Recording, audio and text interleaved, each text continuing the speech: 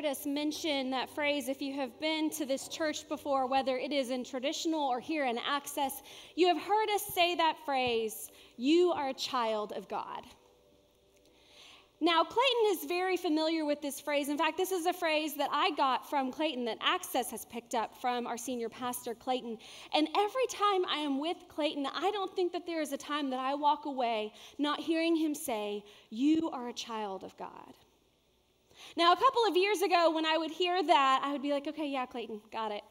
Got it, you're a child of God, that's really sweet. It sort of sounded like a precious moments phrase, that's a really sweet thing to say. Really appreciate it. And sometimes I was clinging to the whole child rather than of God part. I was thinking that it gave you permission to act like a child rather than claiming that you're a child of God. Yet what I've learned in this last year, as we come to a time of remembrance in baptism, when we celebrate a baptism here in Access or in traditional, that is what we say to the family and to the child, is that you are a child of God. And when you forget that, because we all will, when you dismiss that, because we all will, this place, this community of faith will be the one to call you back and tell you once again, to claim once again, that you are first and foremost a child of God. That says something about our creation and our Creator. That says something about our birthright. So it helps us to remember that from the very beginning, are we born as good or are we born as sinful? Well, the answer is yes. But God created us and said we are first good. We are born into a broken world. We are born into a place where we pick up to sin very quickly. But yet I wonder if we can remember that we are first created good, that we are first children of God, that is where our identity is, that is where our claim is, that is where God's grace and God's goodness is. I wonder what it might do to our brokenness, to our sinfulness, to our shame. I wonder what light it might shed on the distress and brokenness in our lives. In Access, we have a phrase that came from where our name came from. In Romans 5, it says, we have access to God's grace. And that is not because of anything that we have done, but because of what God has done, who God is to us. So today we have flashed our bat symbol. And I wonder if every time you walk into this space, whether it is up on the wall or on your Connect card, wherever you see this arrow that is pointing up, that you remember that you have access to God's grace, that you are a child of God, that you are loved because we serve and worship a God that first loved us. So today we are talking about identity. I should tell you my identity. Good morning. My name is Julie, and I am the pastor to this awesome Access worship community. And today we're starting a series, as Eric said, called Be Incredible. Be Incredible. It's based off of the Incredibles movie, the one that came out 14 years ago, and the sequel that we're going to go see together in a couple of weeks, Incredibles 2. And as I began to re-watch that particular movie, Incredibles, we began to look at all the spiritual gifts that we have in our lives, all of the talents that God has given us. And what that movie, The Incredibles, does is it talks about what happens when we use those gifts, and it shows us what happens when we don't use those gifts. I want to show you a picture today of Mr. Incredible and the journey that he goes on. Now, Mr. Incredible remembers himself something like this: as a superhero, as one of great power and force. Yet as the years go on, and what we learn in the first Incredibles movie is that Mr. Incredible's life looks a little bit more like this. He's now a dad. He now has 3 kids and a wife. He has responsibilities that he has to take care of, and he's no longer the great man that he thought he was. And the first movie really centers around that question of identity. So if I'm no longer this, what do I have to contribute? If I'm no longer the person that I used to be, what's my role? What is my identity? There's a superhero of sorts in our scripture that we're going to focus on the next 4 weeks, and his name is Moses. Now, Moses is one of those guys that was born into a kingdom.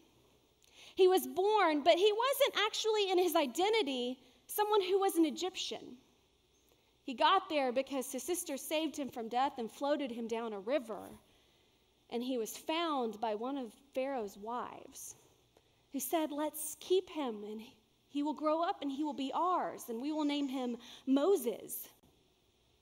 And yet what happens in Moses' life is once he learns that he is not actually a prince or a king or a pharaoh, but he is actually, his identity rests in people who are slaves of the Egyptians.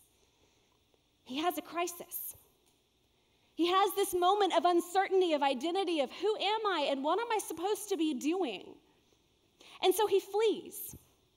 He commits a murder. He sees how poorly his people are treated and how poorly they are treated by the Egyptians. And so he commits a murder and then flees the scene and says, you know what? I'll forget all of this. I'll go join a totally new tribe in a new land. I'll marry someone else, and that's what he does. And he becomes a shepherd. And it seems as though life has settled down for Moses. Moses has found his new people. He has found his new role. And he's really good with it. And something happens. God has not forgotten the cry of the people that Moses forgot. God did not forget the suffering of those who were still in slavery that were called children of God, God's people. And so he goes to Moses, and we read this story that you might have heard before about this weird burning bush. So let's read that story together. So starting in chapter 3, after Moses has fled and he is a shepherd and he is with his flock, here's what it says, starting in chapter 3. It says, Moses was keeping the flock of his father-in-law Jethro, the priest of Midian. He led his flock beyond the wilderness and came to Horeb, the mountain of God. I want you to remember that name, Horeb. There, the angel of the Lord appeared to them in a flame of fire out of a bush. He looked out, and the bush was blazing, yet it was not consumed. Then Moses said, I must turn aside and look at this great sight and see why this bush is not burned up. When the Lord saw that he had turned aside to see, God called to him out of the bush, Moses, Moses. And he said, Here I am. Then he said, Come no closer, remove the sandals from your feet, for the place on which you are standing is holy ground. He said further, I am the God of your father, the God of Abraham, the God of Isaac, the God of Jacob. And Moses hid his face, for he was afraid to look at God. God appears to Moses in the middle of nowhere, not in a beautiful synagogue or sanctuary, and not even in really what would be considered a holy place. He was in a desert. And that word Horeb, the mountain of Horeb, actually means wasteland. And God says to Moses, take off your sandals. This is holy ground. This, what you might define as wasteland, in the way in which maybe Moses was wasting his life, God calls to him and says, take off your sandals. This is holy ground. Going on in verse 7, it says, Then the Lord said, I have observed the misery of my people who are in Egypt. I have heard their cry on account of their taskmasters. Indeed, I know their sufferings. The cry of the Israelites has now come to me. I have also seen how the Egyptians oppress them. So come, I will send you to Pharaoh to bring my people, the Israelites, out of Egypt. But Moses said to God, Who am I that I should go to Pharaoh and bring the Israelites out of Egypt? He said, I will be with you, and this shall be the sign for you, that is I who sent you. When you have brought the people out of Egypt, you shall worship God on this mountain, on this wasteland. But Moses said to God, if I come to the Israelites and say to them, the God of your ancestors has sent me to you, they may ask me, what is his name? What shall I say to them? God said to Moses, I am who I am. He said further, thus you shall say to the Israelites, I am, has sent me to you. That abbreviated phrase, I am who I am, And so say to them, I am sent you. And what we see here is God shortening what he said earlier in verse 6 when he said, I am the God of your father, the God of Abraham, the God of Isaac, the God of Jacob, and now the God of the Israelites, the God of Moses. So say to my people, I am has sent you. And what God is saying to Moses in this moment is that God is on the side of those who are oppressed. Go to those who are oppressing your people and say, I am has sent them. The God who is for those who are oppressed, who is for those who are enslaved, who is for those who are suffering. Tell them that God has sent you. It seems as though Moses is in the middle of an identity crisis, and in the midst of that identity crisis, God calls Moses to leadership. God calls Moses to stop wandering around in what he considers a wasteland, wasting his time, and instead become a leader, to say yes to God. Today, as we talk about spiritual gifts, we're talking about leadership, and I wonder if the first thing that we could learn from leaders is how to say yes. To identify in our lives those things that we need to have confidence and courage to say yes to, and maybe even for some of us, the things that we need to begin to say no to. It seems as though we have two groups of people. We have some of us who err on the side of saying yes to everything, especially in the church, right? If you come and find me, we will put you to work very quickly, right? And so we will ask you to be small group leaders. We will ask you to go on a mission trip. We will ask you to be with this group of people and to do this. And yet, if you say yes to all of that, you've now found yourself a full-time job. And then some of us err all the way over on this other side, and we're not really sure what our gifts are. We're not really sure what kind of leader we're supposed to be, or even if we are a leader. And so instead of saying yes and going out on a limb and trying something, we say no. And we end up saying no over and over again, and we become withdrawn. And so what God is calling Moses to today, and what we are called to first in leadership, is to begin to discern what we are called to say yes to. Maybe we can ask it this way. What is yours to do? Within your church, within your work, within your own life, how do you define your identity by defining what is yours to do? Do you have a clear definition of what is yours to do and what is not yours to do? In other words, what breaks your heart?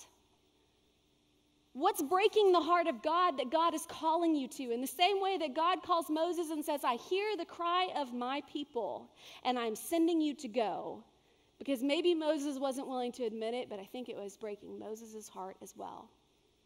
It was his people. So what breaks your heart?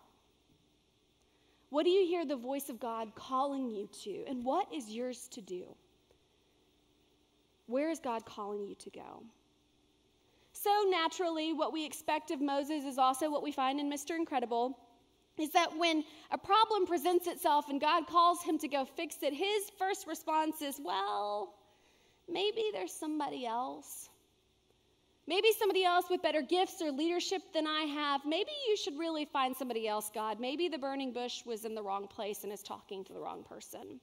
So we jump ahead to chapter 4, and it says this, But Moses said to the Lord, O my Lord, I have never been eloquent, neither in the past nor even now that you have spoken to your servant, but I am slow of speech and slow of tongue. Then the Lord said to him, Who gives speech to mortals? Who makes them mute or deaf, seeing or blind? Is it not I, the Lord? Now go, and I will be with your mouth and teach you what you are to speak. But he said, Oh, my Lord, please send someone else. Then the anger of the Lord was kindled against Moses, and he said, What of your brother Aaron the Levite? I know that he can speak fluently. Even now he is coming out to meet you. And when he sees you, his heart will be glad. So God says two things here to Moses. He says, first of all, sorry, you're not getting out of this. The second thing he says is you're not going to be alone.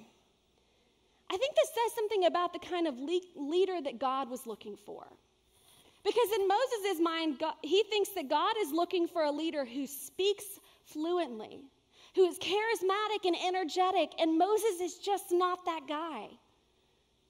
Yet God knew what God was doing when he appointed Moses. Because God knew that God did not need someone who was charismatic. He could find somebody who knew how to speak to the Israelites. What he needed was a shepherd. What he needed was somebody who would tend to and love the people dearly, who would know that they are coming out of oppression and suffering and violence, that they would be scared to leave Egypt, that they would be confused about where God was going to be taking them next. And so in the midst of those moments, we don't always have the right words for that. And so what God says to Moses is, you're not going to need to be a person who speaks eloquently. You're going to need to be a person who loves people, who shepherds them, who cares for them, who loves them dearly. I wonder if the second thing that we can learn about leadership today is that God knows our gifts, and when we identify our own gifts and merge them with our passions, that's where the intersection of our calling to leadership is. Your passion, what breaks your heart, what is yours to do, along with your spiritual gifts. Not the ones you wish you had, like Moses, not the ones you think that you're supposed to have, but the ones that God has given you specifically. We live in a very competitive culture, and often we see other people with different gifts that we have, and so instead of honing in on our own skill set, finding what we do well and doing it, we tend to look at others and say, yeah, well, they could do it better. Why doesn't God send them? Why don't they just do it? We have a program in our church called Leadership First. And in this program that was started several years ago, that's what they help our lay leaders in our congregation and our community of faith begin to discern. The intersection of your passions with your gifts. So what God says to Moses today is, I don't need you to be somebody else. I need you to be you. I don't need you to pretend like you're Pharaoh or this great charismatic leader. I need you to be a shepherd. I need you to be a carer and a nurturer and someone who will lead people who don't exactly know where they're going. Sometimes when we're called to leadership, we think that it's this merging of being something that someone else needs us to be. That if in leadership we can just do what everyone else wants, if we can just be what everyone else wants, if we can meet the need of what anyone else wants, then maybe we're leading. And yet the story of Moses today tells us that it's not what we think we're supposed to do, it's what God calls us to do. It's not the gifts we wish we had, it's the ones that God has given to us that we are called to utilize and to find what is ours to do. But that's sort of countercultural. Henry Nouwen has a quote from his book about leadership in this particular century, Reflections on Christian Leadership. And I want you to hear what he says about leaders. He says, the leaders of the future will be those who dare to claim their irrelevance in the contemporary world as a divine vocation that allows them to enter into deep solidarity with the anguish underlying all the glitter of success and to bring the light of Jesus there. That's a lot to digest. I want to say a few pieces of it again. To dare to claim their irrelevance in contemporary world as a divine vocation. That glitter of success that will fade away, and instead be a person that knows how to be in solidarity with those who are suffering. The reason that Moses was called was because Moses could be somebody who stood in solidarity with suffering and with oppression. And God says, tell them I am has sent me, because I am is the one who stands with those who are oppressed, and Moses was being called to be a leader who would also stand with those who were being oppressed. Not to hide away in a wasteland of fear and self-doubt, but instead to go where God is calling us to go. Today, we want to take a step in that direction as a community of faith. When you came in this morning, you were handed along with the Connect card a spiritual gifts assessment. It's that sheet of paper that you were handed as you were given, and we're going to bring the house lights up a little bit, and we want to walk through this together. If you're a guest with us today, here's what I want you to do. I want you to grab a pen or a pencil and fill this out. But for our members here, for those who attend Access regularly, what I want you to do is I want you to put your name and your email or a way that we can contact you on this piece of paper. And as we fill it out, we're going to turn it in at the end. And we're going to give it back to you here in a few weeks. We're going to fill it out and assess where your gifts might be, and then we're going to reach out to you individually and talk to you about where you might be best suited to lead and connect in our church. If you'd like to do this online as well, you can Google Spiritual Gifts Assessment, United Methodist Church, and it will pull up as well. But I want us to walk through this together and begin to discern where God is leading us and who God is leading us to and to care for. So I'm going to walk you through this. This first question is about feeling God's presence. And here's what I want you to think about. That moment in your life when you felt closest to God. So I feel God's presence most strongly when I'm alone in prayer. I feel God's presence most strongly when I pray with others. I feel God's presence most strongly in worship, or most strongly when I engage in acts of kindness and Christian service. Now, if you're like me, you're going to be tempted to check more than one of these. Because I feel like I experience God's presence in many different places. But today, try to find the one that really sticks out to you. The one that you most readily connect, where you most readily connect with God, either the most frequently or have had the most impact there. The second question is about what's most important to you. Maybe another way to ask it is about priority. Which one of these is most of a priority in your life? The study and interpretation of Scripture is the most important spiritual discipline. Prayer is the most important spiritual discipline.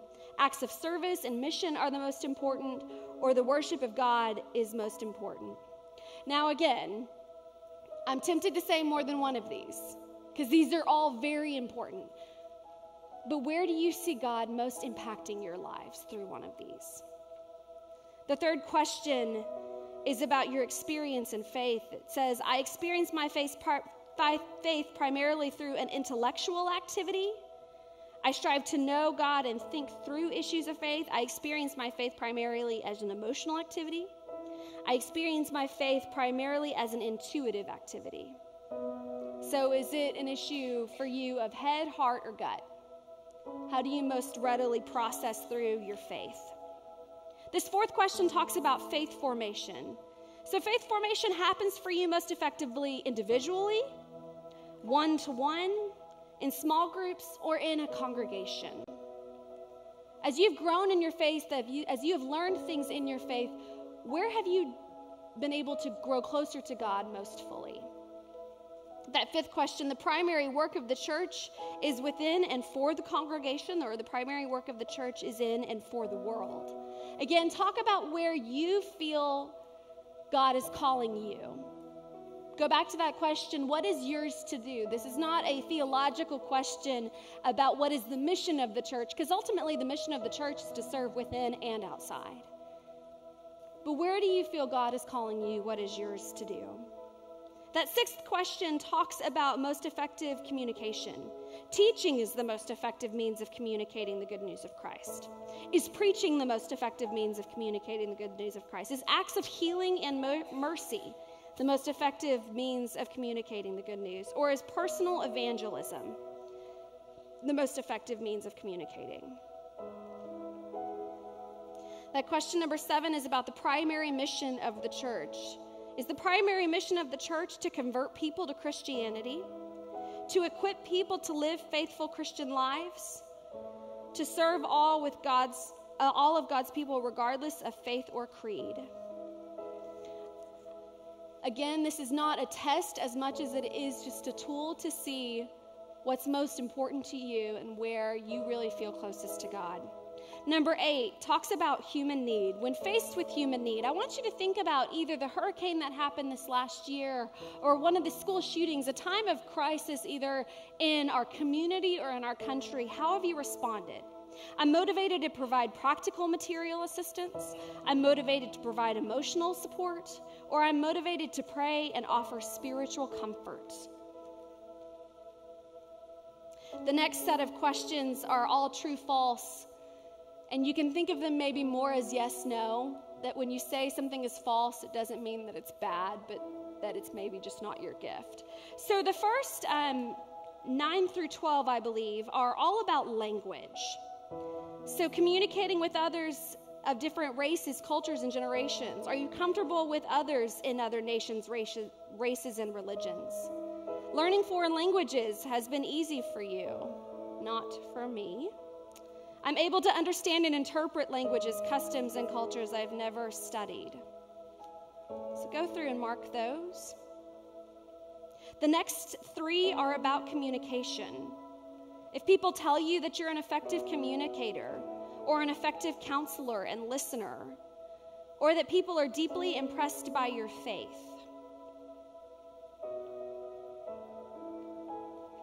As you go through, these next couple are about healing and leadership and being efficient, administration. Have people told you that you have a healing touch and presence? Have people told you have strong leadership qualities? Have people told you that you are highly organized and efficient? Have people told you you have an energizing and encouraging spirit? I think this next one, 20, is really important. My money management skills are of value to groups and organizations I support. This is one of those things in the church that some of us are really good at and some of us are not. And so if this is something you're really good at, we want to know. I'm able to help others discover God's will for their lives, no matter how different they may be. So take just another moment and you can continue to fill that out. And at the end of the service, there will be baskets at the back as you leave the Worship and Arts Center, and you can put it there. What I want you to be able to do, though, is over the next several weeks as we are in this series, we're going to give this back to you. We're going to have other opportunities where we come back around to this, but we're going to talk about spiritual gifts like leadership and evangelism, healing, shepherding, wisdom, and discernment. And as we do so, what I want you to begin to do is begin to define what is yours to do and how you can find the intersection of your passions with your gifts. What is God calling you to do? What is yours to do? And how might you find the intersection between what God has gifted you with and what God has called you to be passionate about, to be energetic about, to go and do something about? We're going to go into a time of offering here in a moment, and it's the time where we talk about how we as children of God are so blessed because God has first blessed us. We see this as an act of worship every week because we give back to God as a sign of goodness and all the goodness that God has given to us. So as we go into this time of offering, I want to invite you to do so with me in a moment of prayer. Let's pray. Gracious and eternal God, I'm reminded of the hymn that talks about vision, that says, "Be thou my vision." God, I'm reminded in that hymn that it says that we are prone to wander, and Lord, I feel that. Prone to leave the God that I love. But here's my heart, Lord. Take and seal it. Seal it for thy courts above. So God, today we give you our heart. We give you our knowledge and our wisdom. And God, we say that we may not know everything and we may not even know where you're calling us to lead or to serve, but we are here as your servants, your people, ready and willing. God, as we step into leadership today in this new season, as we find ways to be incredible, help us first to remember that we are able to lead with love and service because you lead us. You lead us with grace, with goodness. You lead us with compassion and love. May we be those leaders. May we be aspiring to be those kinds of leaders today and every day. Amen.